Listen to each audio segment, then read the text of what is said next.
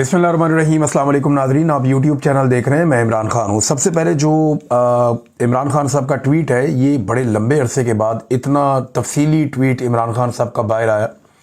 और ये जो ट्वीट है, ये 3 ट्वीट्स के ऊपर उनकी पूरी तहरीर आई है, क्योंकि इमरान खान साहब की फैमिली वहाँ पर मौजूद थी, कुछ जर्नलिस्ट भी वहाँ मौजूद थे, वकला भी मौजूद थे, और एक समात है जो बड़ी लंबी चली है।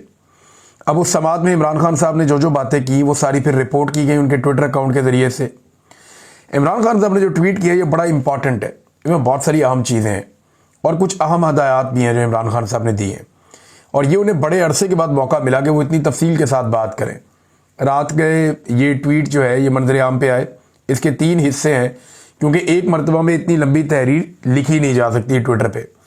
तो इमरान खान साहब ने क्या कहा, ज़रा ये गौर से सुनिएगा। इसमें आपको पूरा मंजरनामा नज़र आ जाएगा कि इमरान खान साहब कहाँ लेकर जाना चाहते हैं तहरीक को, सिचुएशन को, और वो क्या देख रहे हैं इस वक्त, वो किस सिचुएशन में है। वो ये कहते हैं जी, कॉमनवेल्थ की 8 फरवरी के इलेक्शन पर जो रिपोर्ट लीक हुई है, उसने भी इंतखाबी धांधली का पोल खोल दिया कि कैसे बेशर्मी और डिटाई से हमारा मैंडेट चोरी किया गया।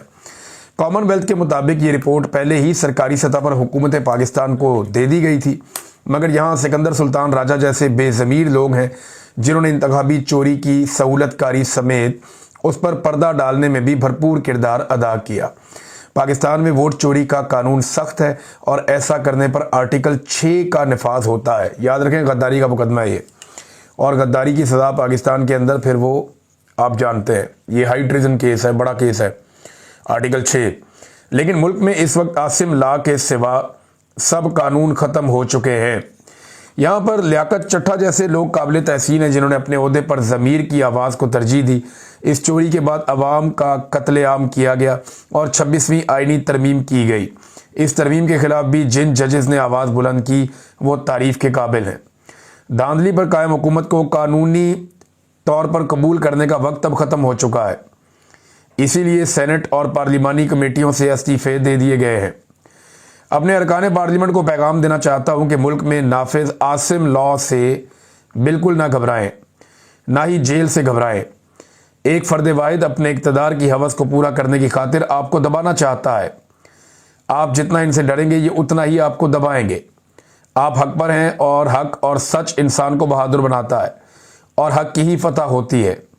ये जी पहला हिस्सा था, और इसमें आसिम मुनीर साहब को उन्होंने डायरेक्टली इमरान खान साहब ने रगड़ा दिया कि जनाब ये आपको डराते हैं, ये फ़र्द वाहिद है, ये अपने इक़्तिदार की हवस पूरी करना चाहता है, इस तरह इमरान खान साहब ने कहा, और ये आप सबको दबाना चाहता है। आप जितना डरेंगे, ये उतना आपको दबाएगा, और आप हक पर हैं। हक और सच इंसान को बहादुर बनाता है और हक की ही फतह होती है। अब आ जाए इसका जो दूसरा हिस्सा ट्वीट का, उसमें इमरान खान साहब ने अब अफ़गानिस्तान, पाकिस्तान और ये जो अमन व अमान के और दहशतगर्दी के मामलात हैं, इनको एड्रेस किया है। अफ़गानों और कबायली अवाम के साथ भी 9 मई की तर्ज पर ही एक फॉल्स फ्लैग रचाया जा रहा है।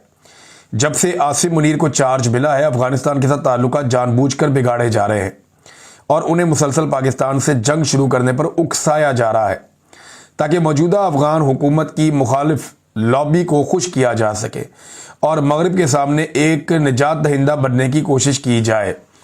सबसे पहले अफगान हुकूमत को संगीन धमकियाँ दी गई, फिर मजहबी, इखलाकी और पनागज़ीनों के आलमी हकूक़ की खिलाफ वर्जी करते हुए 3 नस्लों से पाकिस्तान में मुकीम अफगान भाइयों को धक्के देकर मुल्क से निकाला गया। उसके बाद अफगानिस्तान की सरजमीन पर हमले किए गए और अब ये कहकर दहशतगर्द आ गए हैं, कबायली इलाकों में ऑपरेशन लॉन्च कर दिए गए हैं।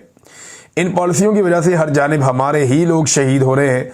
पुलिस एहलकार, फौजी और आम बेगुनाह लोग जो शहीद हो रहे हैं, सब हमारे अपने हैं। इस तर्ज अमल से कभी अमन कायम नहीं होता। पायदार अमन हमेशा बातचीत से कायम होता है। अच्छा, यहाँ इमरान खान साहब ने एक बड़ा टेक्निकल नुक्ता उठाया।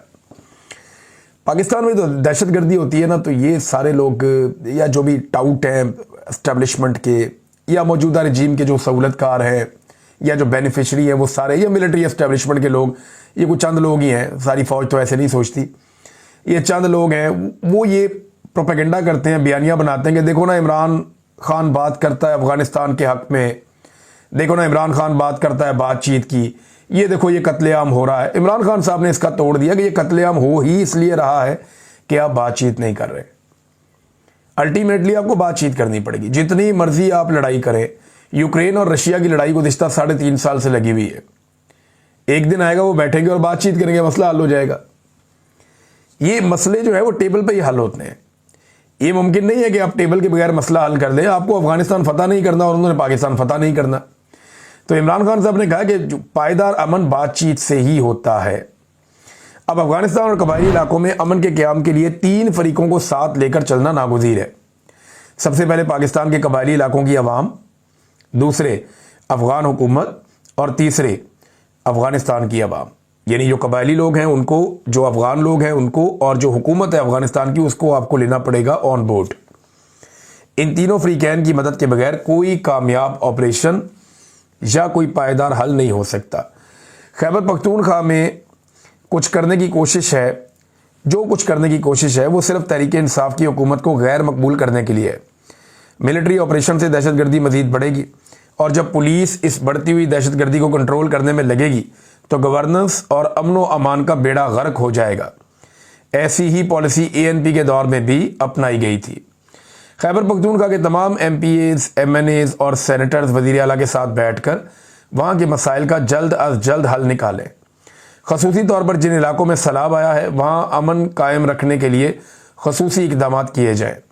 हमारे इत्तेहादी महमूद खान अचकज़ई की क़यादत में एक अमन वफ़द लेकर अफ़गानिस्तान जाएँ और वहाँ बातचीत से मसाइल का हल तलाश करें। अली बिन गंडापुर को वो कहता है जी कि मेरे पास पासपोर्ट ही नहीं है।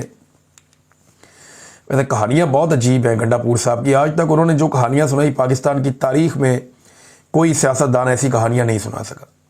कभी वो बेशुमार पहाड़ क्रॉस करके कई ज़िले पार कर जाते हैं और वो भी एक रात के पहर में कर जाते हैं, रातों रात। जो काम लोग सुपर फिट ह्यूमन बींग्स नहीं कर सकते वो गंडापुर साहब कर गए, और वो ह्यूमनली पॉसिबल ही नहीं है। बहुत ही अजीब काम किया उन्होंने। कभी इमरान खान कहते हैं डी चौक जाओ तो वो डी चौक ही नहीं जाते। कभी वो कफन पहन के निकलते हैं, लोगों को बोलते हैं कि मौत के मुंह में हमने जाना है, हमारे जनाजे पढ़ देना, फिर वहाँ पे लाशें छोड़ के खुद भाग जाते हैं। तो बहुत अजीब अजीब काम किए गंडापुर ने। फिर वो कहते हैं मैं 90 दिन के बाद सियासत छोड़ दूंगा अगर इमरान खान बाहर ना आया तो। अब ये बयान भी उनका 12 जुलाई का है।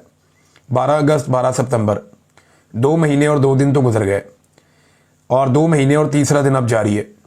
पीछे 27 दिन रह गए हैं। अब गंडापुर साहब वादे के मुताबिक क्या रिज़ाइन करेंगे, क्या वो सियासत छोड़ेंगे, ये एक सवाल तो है, लेकिन मैं अच्छी तरह जानता हूं कि नहीं छोड़ेंगे, क्योंकि उन्होंने बड़ी मुश्किल से जो है वो ये ओहदा हासिल किया है और इमरान खान साहब की बातें वो मान नहीं रहे, और इसीलिए नहीं मान रहे।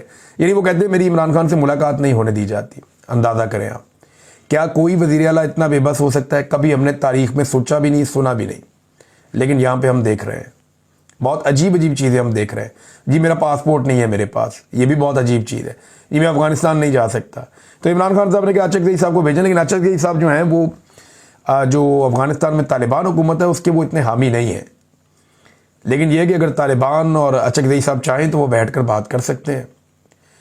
जो तालिबान के मुखालिफ फोर्सेस थी अफगानिस्तान में, गालिबन उनके साथ ज़्यादा बेहतर ताल्लुकात पाकिस्तान के अंदर जो अचकज़ई साहब हैं या इस तरह के जो दीगर लोग हैं उनके अच्छे ताल्लुकात रहे हैं, जैसे ANP है, बाकी जमातें हैं। लेकिन अचकज़ई साहब अगर बात करें और इमरान खान साहब की जानिब से उनके पास मैंडेट है और खैबर पख्तूनख्वा की हुकूमत भी उन्हें मैंडेट देती है, तो फिर तो वो बात करेंगे। तालिबान इतने समझदार हैं, उन्होंने अमेरिका से बात की है, तो वो इनसे बात क्यों नहीं करेंगे। इमरान खान साहब ने अपने केसेस के बारे में कुछ बताया। वो ये कहते हैं कि अडियाला में मेरा नाम निहाद ट्रायल कोई जज नहीं, एक ISI का कर्नल चलवा रहा है जो आर्मी चीफ आसिम मुनीर से हदायत लेता है। ये सिविल नहीं मिलिट्री ट्रायल है। पाकिस्तान में इस वक्त जो भी हो रहा है आसिम लॉ के तहत हो रहा है और मुसलसल आइन और कानून की धज्जियाँ उड़ाई जा रही हैं। मुझ पर 300 से ज़ायद बेबुनियाद मुकदमा दर्ज किए गए हैं जिनका मैं सामना कर रहा हूँ और कोई डील किए बगैर अदालतों से इंसाफ लेकर ही बाहर आऊँगा। हमारी जमात पर हर तरह का जुल्म ढाया गया। अगर मेरिट पर फैसला किया जाए तो मैं और मेरी अहलिया आज ही रिहा हो जाएं। मेरे और मेरी अहलिया बुशरा बेगम के तमाम इंसानी हकूक़ पामाल हैं। हमें आम कैदियों वाली सहूलियात से भी महरूम रखा गया है। मेरी किताबें तक रोक ली जाती हैं। 8 माह में सिर्फ एक बार मेरी बच्चों से बात करवाई गई है। जजों की मेरे मुकदमात में कोई हैसियत नहीं, ना मेरे मुकदमात का ट्रायल जज आज़ादाना तौर पर कर सकते हैं, बल्कि एक कर्नल जो कहता है वही फैसला करते हैं। वो कर्नल आसिम मुनीर के अहकामात पर चलता है। अभी सिर्फ ये पैराग्राफ में 4-5 दफ़ा आसिम मुनीर का नाम आ गया। 10 दफ़ा से ज़्यादा शायद इमरान खान साहब ने आसिम मुनीर साहब का नाम लिया है इन ट्वीट्स के अंदर। फैमिली गई थी ना अंदर, कोई और गया हुआ था तो कभी बाहर ही ना आता नाम। मैं अपनी तमाम पार्टी को कहता हूँ कि आप सब मुत्तहिद रहें, जुल्म का निज़ाम ज़्यादा देर कायम नहीं रहेगा। आप सबके लिए लाजिम है कि मेरी ट्वीट को रीट्वीट करें ताकि मेरे पैगाम पर इत्तेहाद कायम रहे। खैबर पख्तूनख्वा में, अच्छा ये ट्वीट को रीट्वीट करने का इमरान खान साहब ने कहा, चंद जो बड़े मशहूर लोग हैं पाकिस्तान तहरीक इंसाफ के उनका मैंने चेक किया। जुनैद अकबर साहब ने ट्वीट को रीट्वीट किया, फैसल अमीन खान ने ट्वीट को रीट्वीट किया, ये अली अमीन गंडापुर के भाई हैं। शानदाना गुलजार साहबा ने ट्वीट को रीट्वीट किया है, आतिफ खान ने किया है, फैसल जावेद खान ने किया है, शाहिद खटक, बाकी ऐसे बहुत सारे लोग हैं जिन्होंने ट्वीट को रीट्वीट किया है।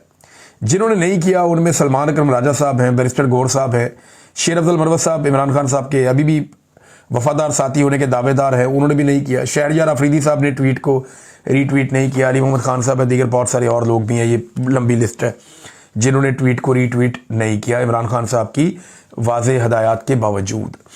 आखिर में इमरान खान साहब कहते हैं जी खैबर पख्तूनख्वा में एक ग्रैंड जलसे का ऐलान किया जाए जिसमें पूरे मुल्क से लोग शरीक हों और इस स्याह रात के खिलाफ खड़े हो जाएं।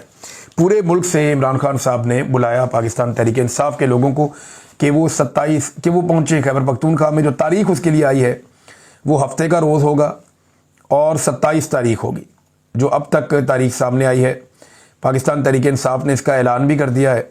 जुनैद अकबर साहब ने इसको ट्वीट करके बताया कि कायद इमरान खान साहब के हुक्म पर 27 सितंबर को पेशावर में तारीखी जलसा होगा। गंडापुर साहब ने भी उसके लिए दरख्वास्त की है लोगों से कि आप आ जाएं, हमारे घर हमारे दरवाजे आपके लिए खुले हैं। पेशावर पहुँचें सारे, किसी किस्म की सख्ती या रुकावट नहीं होगी, सब लोग पेशावर में आएँ और एक बड़ा भरपूर जलसा करें। ये पाकिस्तान तहरीक इंसाफ के लिए एक बड़ा चैलेंज होगा ये जलसा, क्योंकि काफ़ी मायूसी फैलाने की कोशिश की गई है तहरीक इंसाफ में और लोगों को, अब मौजूदा जो क़यादत है लोगों को उनसे भी शिकवे हैं। ख़ास तौर पे जो गंडापुर साहब है उनकी मकबूलियत बहुत ज़्यादा कम हुई है। अगर वो किसी जलसे में किसी जगह पे मेहमान खुसूसी है या मेन उनकी एक तकरीर है तो उससे तो बात ख़राब होती है। हाँ ये है कि इमरान खान साहब की बहनें अगर वहाँ पे आएँ या उनकी वाइफ मौजूद होती बाहर बुशरा बीबी तो शायद सूरत हाल कुछ और होती, या अगर मुराद सईद वहाँ पे जलसे में आ जाते तो एकदम पूरा खैबर पख्तूनख्वा नहीं पूरा पाकिस्तान निकल कर आता है। इमरान खान साहब का उन्हें लोग वफादार साथी समझते हैं, लेकिन यहाँ अली अमीन गंडापुर साहब जो है अब वो मेरे ख्याल में क़यादत करेंगे इस जलसे की, तो अब काफ़ी जोर लगाना पड़ेगा। माजी से सूरत हाल कुछ मुख्तलिफ है, देखते हैं कि पाकिस्तान तहरीक इंसाफ इस जलसे को कितना कामयाब करती है।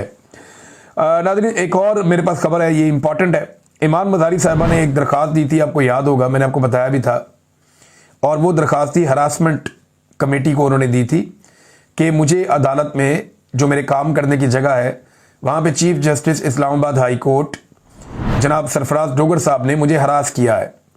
और उन्होंने कहा था ईमान मज़ारी के शौहर को मुखातिब होते हुए कि इसको समझा लो, मैंने पकड़ लिया ना तो ये एक तरह की धमकी थी। तो उन्होंने कहा जी मुझे हरास किया गया है, ये हरासमेंट है, मेरे काम करने की जगह पे मुझे हरास किया गया है और ये रवैया दुरुस्त नहीं है।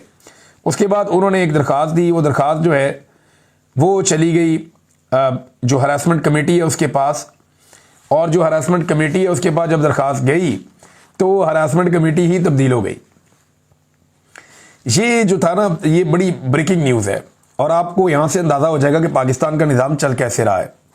हुआ ये था कि जुलाई में 17 जुलाई को सरफराज डोगर साहब ने एक काम किया था कि जस्टिस समन रफ़त इम्तियाज़ साहिबा को बनाया था कॉम्पिटेंट अथॉरिटी या सरबराह बनाया था इस्लामाबाद हरासमेंट कमेटी का। अब उन्होंने जो है वो इस कमेटी के अंदर सर्कुलर जारी कर दिया था और इस कमेटी में जस्टिस सरदार एजाज इसहाक खान, जस्टिस अरबाब मोहम्मद ताहिर और जस्टिस समन रफ़त इम्तियाज़ ये इसके अंदर शामिल थे। अब इस कमेटी के अंदर दरख्वास्त दे दी ईमान मज़ारी साहिबा ने, जो मौसूल भी हो गई। अब बजाय इसके कि ये कमेटी उस दरख्वास्त को सुनती और फैसला करती कि चीफ जस्टिस के खिलाफ क्या एक्शन लेना चाहिए, और उन्होंने एक खातून वकील को हरासमेंट उनकी की है। इस पर बहुत सारी खवातीन ने लिखा भी, सुप्रीम जुडिशल काउंसिल को भी लिखा गया, बहुत सारी जो खातून वकला हैं उन्होंने भी लेटर्स लिखे, जो बार काउंसिल हैं उन्होंने भी इसके ऊपर मजम्मत की कि ये रवैया बहुत ही बदकिस्मती है जिस तरह का रवैया सरफराज डोगर साहब ने रखा ईमान मज़ारी साहिबा के साथ। अब हुआ ये कि अदालतें रात को भी काम करना शुरू हो गई। गुज़िश्ता रात गए इस्लामाबाद हाई कोर्ट में हरासमेंट कमेटी की सरबराह को तब्दील करने का नोटिफिकेशन जारी कर दिया गया। ये जनाब नोटिफिकेशन है, यानी जुलाई के अंदर उनको बनाया, 17 जुलाई को 2 महीने से पहले तब्दील कर दिया। यानी कोई और हरासमेंट का वो केस सुनती या कुछ भी होता तो वो काम चलता रहता, क्योंकि चीफ जस्टिस ने हरासमेंट की है अब उनका मामला आया तो साथ ही देखें ना, ताकतवर के लिए कानून कुछ और है, कमजोर के लिए कानून कुछ और है। जस्टिस याह्या अफरीदी साहब को आईने में जाकर देखना चाहिए कि उनकी नाक के नीचे चीफ जस्टिस इस्लामाबाद हाईकोर्ट क्या कर रहे हैं। यानी यहां पे ताकतवर के लिए कानून कुछ और है, कमजोर के लिए कानून कुछ और है। हैरासमेंट कमेटी बनाई गई, एक खातून जज को उसका सरबराह बनाया गया, काम चल रहा था। लेकिन जैसे ही एक बड़ी मछली उसके अंदर फंसी, जैसे ही एक ताकतवर उसके नरगे में आया, जैसे कि जस्टिस सरफराज डोगर, तो उस ताकतवर ने अपने इख्तियार को इस्तेमाल करते हुए वो खातून जज साहिबा को उस कमेटी से आउट कर दिया। और अब क्या किया, चीफ जस्टिस बड़ा मुसर्रत के साथ ये जनाब एक नोटिफिकेशन आ गया है, बल्कि इसका पहले तो ऐलान हो गया था, नोटिफिकेशन ये आ गया जनाब के जस्टिस सिमन रिफत की जगह पे जस्टिस इनाम अमीन मिनहास, ये 26वीं तरमीम वाले जज हैं। 26वीं आईनी तरमीम के बाद जिन जजों को लाया गया उनमें एक ये भी जज हैं जस्टिस इनाम अमीन मिनहास, उनको अब इस कमेटी के सरबराह बना दिया गया। जो पहले वाली खातून है जज, उन्हें फारिग कर दिया गया ताकि सरफराज डोगर साहब के लिए कोई मुश्किल पैदा ना हो। एक और इसमें खबर यह है कि केस लग गया है जी कोर्ट नंबर 1 में। कोर्ट नंबर 1 चीफ जस्टिस का ही होता है, सरफराज डोगर साहब का। और इसमें मारंग बलोच साहिबा का जो पटिशन है, उनका नाम ECL से निकालने के लिए वो इस अदालत में लगा है। और वकील कौन है, ईमान ज़ैनब हाजिर मज़ारी। यानी ये ईमान मज़ारी साहिबा ही अब ये केस जाके दोबारा चीफ जस्टिस की अदालत में आएंगी आज के दिन में। देखते हैं चीफ जस्टिस आज हरासा करते हैं या हरासा होते हैं या कोई नया मौक़िफ़ लेते हैं या क्या कहते हैं, कोई आइडिया नहीं है। लेकिन ये पाकिस्तान में रूल ऑफ लॉ की सिचुएशन है, ये पाकिस्तान में आइन की हालत है कि एक खातून को हरासा किया जाता है, वो बाद में बात ही नहीं कर सकती, उसके ऊपर इंसाफ ही नहीं ले सकती। नाज़रीन, फ्लड्स के मामले पे आ जाएं तो लगातार सूरत हाल वैसी है जूं की तू है। बहुत ज़्यादा एक्टिविटीज़ करने की ज़रूरत है, हुकूमत को भी काम करने की ज़रूरत है, फलाही तंजीमों को भी काम करने की ज़रूरत है, मुखय्यर हजरात को लगातार आगे आने की ज़रूरत है। सबको मिलकर सैलाब मुतासरीन की लगातार मदद करनी पड़ेगी, अभी नहीं अगले चंद महीनों तक। और ये लगातार मदद करनी पड़ेगी, तभी जाकर काम बनेगा, वरना ये मुमकिन नहीं रहेगा। और अगर सब मिलकर भी जोर लगाएंगे तो आप सबको नहीं संभाल सकते। ये डिजास्टर इतना बड़ा है। इंडिया की मिसाल आपके सामने है, उनकी तमाम सिविल सोसाइटी, उनके लोग, उनकी आबादियां, उनकी कम्युनिटी, उनकी गवर्नमेंट, वो सारे मिलकर काम कर रहे हैं और वो कोशिश कर रहे हैं कि जल्द अज जल्द लोगों का जो जिंदगियां हैं वो वापस ट्रैक पे आ जाएं। लेकिन अभी तक तो हमारा पानी नहीं निकला, अभी तक तो हमारे लोग अपने घरों को वापस नहीं जा पाए। तो सिचुएशन बहुत ख़राब है। आप सबसे गुजारिश है कि दिल खोल कर सैलाब मुतासरीन की मदद करें, आगे बढ़ें। हुकूमत को भी यही चाहिए, मेरी उनसे भी ये गुजारिश है, चाहे आपको जाली हुकूमत बनाकर दिए, लेकिन खुदारा इंसानियत का ख्याल रखें। आप ये देखें कि इंसान मर रहे हैं, इंसान तकलीफ में है, तो सिर्फ इंसानियत के नाते आप काम करें। नाज़रीन, जहाँ सिंध में बहुत बड़े बड़े कारनामे होते हैं ना, यहाँ एक और कारनामा भी आ गया। लेकिन इससे पहले बताऊँ, इमरान खान साहब की जेल में मुलाकात भी है और मुलाकात के लिए अब जो नाम दिए गए हैं वो नाम मैं आपको बताता हूँ। बैरिस्टर गौहर को, सलमान अकरम राजा, काजी मोहम्मद अनवर और नियाजुल्लाह नियाजी, मोहम्मद अली बुखारी और अली जमान, ये जो लोग हैं 6 लोग, इन्हें इमरान खान साहब की मुलाकात के लिए चुना गया। आज के दिन ये मुलाकात होनी चाहिए थी, लेकिन पता नहीं ये मुलाकात होती है नहीं होती, लेकिन ये नाम हमारे सामने आ गए हैं। नाज़रीन, सिंध का एक बड़ा मज़ेदार कारनामा मैं देख रहा था। सैफ अहमद पीरजादा साहब हैं, इनको पहली पोजीशन मिल गई थी। कहाँ से? ये डिग्री कॉलेज है, ये गवर्नमेंट डिग्री कॉलेज है कराची में। इन्हें जनाब पहली पोजीशन मिल गई सैफ अहमद पीरजादा को। और मज़े की बात यह है कि इस तालिब इल्म का कभी दाखिला ही नहीं हुआ कॉलेज में, लेकिन इसको पहली पोजीशन मिल गई। जो प्रिंसिपल हैं गवर्नमेंट डिग्री कॉलेज के, उन्होंने बताया कि कमिश्नर और डिप्टी कमिश्नर दोनों वहाँ मौजूद थे इस मौके पर। तो मैंने उनको बताया कि ये तालिब इल्म का कोई रिकॉर्ड ही नहीं है हमारे पास, ये तो हमारे इदारे में कभी पढ़ता ही नहीं रहा, मगर फिर भी उन्होंने इस पर तवज्जो ना दी और इस तालिब इल्म को जनाब पहला इनाम या पहली पोजीशन दे दी गई। और बताया जाता है कि मुबैना तौर पर ये आसिफ अली जरदारी साहब के सिक्योरिटी इंचार्ज अल्ताफ़ अहमद पीरजादा के साहबजादे हैं। ये है नाज़रीन पाकिस्तान में रूल ऑफ लॉ, पाकिस्तान में एजुकेशन का सिस्टम, और सिंध जो है वो एक के बाद एक रिकॉर्ड कायम करता है और हम देखते रहते हैं। अब तक के लिए इतना ही। अपना ख्याल रखिएगा, अपने इस चैनल का भी। अल्लाह हाफ़िज़।